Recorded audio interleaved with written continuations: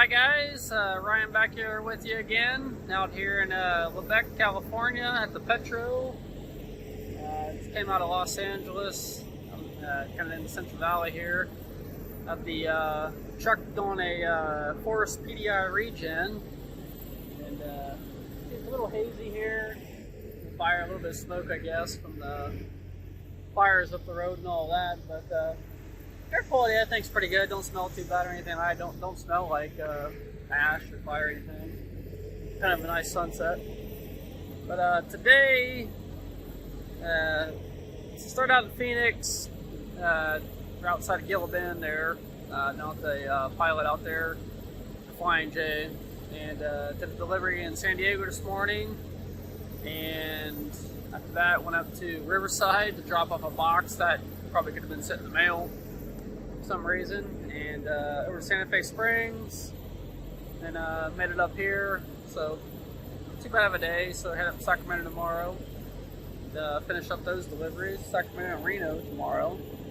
But what I want to talk to you all today about is dealing with Landstar agents. So if you're at Landstar and if you're new and you kind of want some pointers how to deal with the agents there, it's a little different experience because the agents at Landstar, they are kind of like owner-operators just like us. They're business owners. They're the people that go out and get that business that keep us running. So I have a lot of respect for them. I'm not that type. I'm not a salesperson. I don't want to go out and deal with customers and all that, and deal with all the problems of bad drivers screwing things up, and because we all know how some drivers can be, and it can be a major headache, and you have to deal with the customer service aspect of that.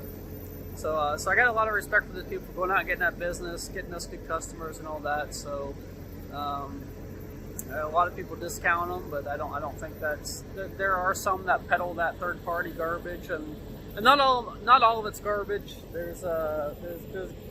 I've done a lot of third-party loads out there, C.H. Robinsons and whatnot, that are good freight, good rates, and I've had good experiences with them. So, other than that, so you've seen my load board searches and all that. So you're gonna get on the load board. You're gonna do your search, and if you're at Landstar, you're gonna know how to do this. So you're gonna do your search. You find the load you want. There's a phone number on there. You got a pickup date, delivery date, and all that. And in some cases, there is some flexibility in that stuff. So to keep that in mind, that's something to ask. If you're doing a search and there's something on there that you think, it doesn't fit with your schedule, you can talk to an agent like, hey, I can't be there today, but I can be there tomorrow morning, or I can't be there at 1 o'clock, but I can be there tonight, or just different stuff like that. So, and especially with direct shipper stuff, there is some flexibility in those times and days and all that. Whether their customer on the delivery end, if you can pick it up early and you can make it, or pick it up later and still make it. So that's all questions asked. Even if you can't, there's been a lot of times where I've seen loads on the board that might be picking up, the 24th, and I can't make it there, and I'll call them and say, hey, I'll take this load, but I can't be there until the morning. Will you guys still take me? And they're like, okay, yeah, we can make that work. So keep that in mind too. But when you call the agent up, first thing you want to do is introduce yourself. My name's John T. Super Trucker, whatever. I'm a BCO. Make sure you tell them you're a BCO, because Landstar does have like third-party carriers. Like when my dad had his own authority, he was doing. You can get approved to be a third-party carrier for Landstar, where if you have your own authority, you can pull Landstar loads. But the reason you want to tell them that you're a BCO is because the rates are a lot higher for a BCO. So they cut the rates quite a bit for a third-party carrier in most cases. I mean, most of what I was looking at with my dad, when I was telling him about loads that I was doing, he was calling about them, and instead of being at 65%, he was like at 50%. So always introduce yourself. Tell me you're BCO. Say, hey, I'm calling about this lady I have on the board. It picks up on the 24th, delivers on the 28th, out of this city, state, going to this city and state, and what's the deal with it? Is it available? And if they say, oh yeah, it's available, And then some of the important questions I want to ask. I mean, what is the product? Who's the customer where you pick it up from? Who's the customer you're delivering? And is there any lumper fees involved? What's their detention times? And I was at, then I said, hey, is the rate you have posted, is that a good rate? So there's a lot of questions you got to ask. So like I said, especially when you get into lumper fees and things like that. I try to stay away from food products and grocery houses and all that because it's just a hassle.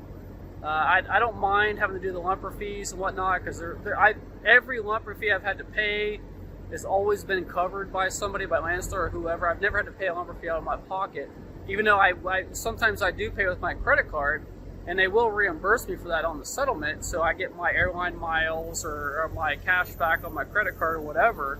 So if I can't pay with my credit card, I usually will. I'd rather get that money back on my statement, so that way I get my rewards on the credit card, whatever. But if I can't pay with a credit card, I'd rather do like a express authorization, whatever. Through you can call Landstar, and they'll provide you with a comm check and all that to pay for those lumper fees. So, and it's technically illegal for a driver to FMCSA or whatever it is, Federal Motor Carrier Safety, for a truck driver to pay those lumper fees. The company that you work for has to pay those fees. So I've never been hung out to dry on a lumper fee. I've always gotten reimbursed for it. So if you're worried about that, don't worry about it so much. Even if you do pay it out of your pocket. A lot of times if I do pay with a credit card, it seems like I do get unloaded quicker at a shipper or a receiver. It seems like it goes a little bit smoother if I do pay it. Plus, I get the rewards on my credit card if I can't do that. So, but if it comes out to a comm check, I always get the express code from Landstar and do that. So you got to ask all those questions up front. Like I said, pickup time, appointments, delivery time, the weight. Ask them the weight. Is that a good weight? And get all the information up front so you're not surprised. So you can't go into something not asking the right questions, then it doesn't turn out the way that you thought it was, and then be mad at somebody else. So ask those questions, get all the details of the load, then they'll say, okay, I'll take the load. So if you like the details, you take the load. They're going to email. They're going to ask you your truck number, trailer number, your email, phone number, and all that, and then they're going to email you a freight bill. They're going to give you a freight bill number and all that. They're going to assign it in Landstar Connect and whatnot, and they're going to send it to you. And when you get that email, first of all, let me go back.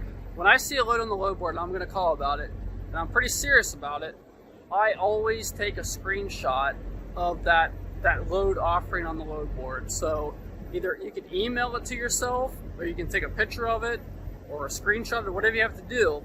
But get a picture of that load board offering, so that way if you get a different freight bill when they email it to you that's different than that load offering, you can go to customer service and say, hey, okay, I agreed to this and they sent me this. So make sure you have proof that this is what they were offering on the load board.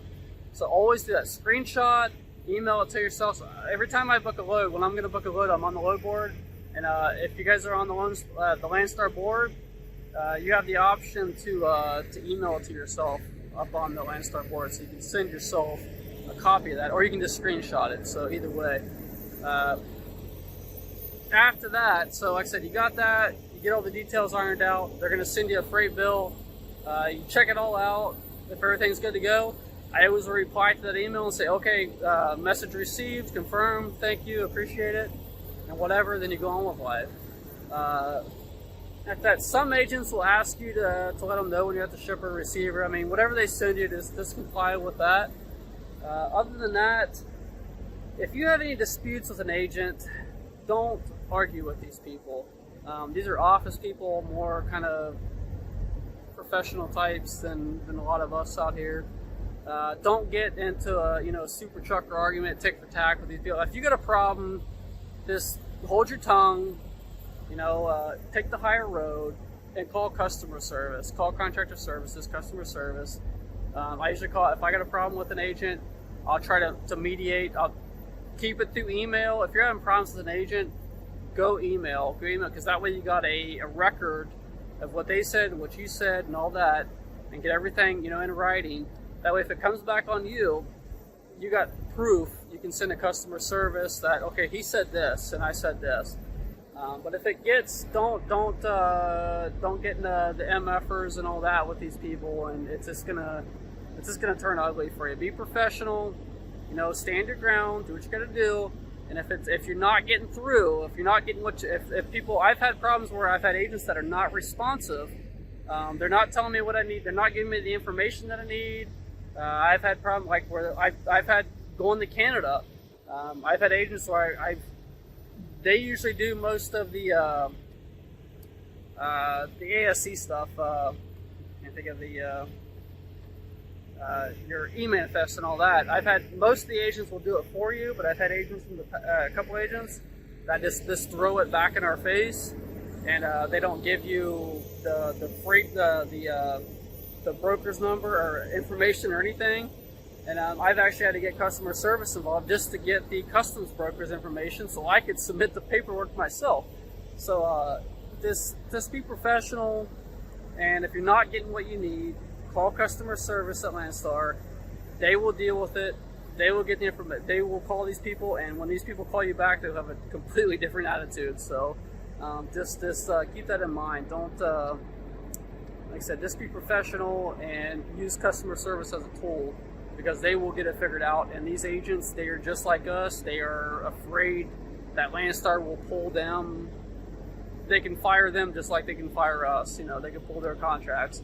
And Landstar is pretty focused on the drivers, the BCOs here. So, you know, they know that we're the ones who do the work. So they are usually, if you mind your P's and Q's and don't act like an idiot and super trucker and yell, yeah, rah, rah, rah, you know, all that stuff with these people, you're going to come out on top. So, you know, like I said, cover your bases, don't act like an idiot, stay calm, and just be professional, and keep track of everything.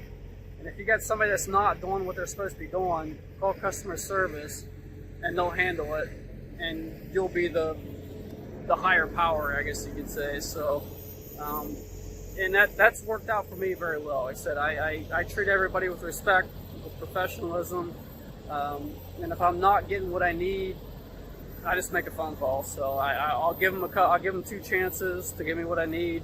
And when it gets to a certain point, I call corporate Landstar customer service and let them handle it.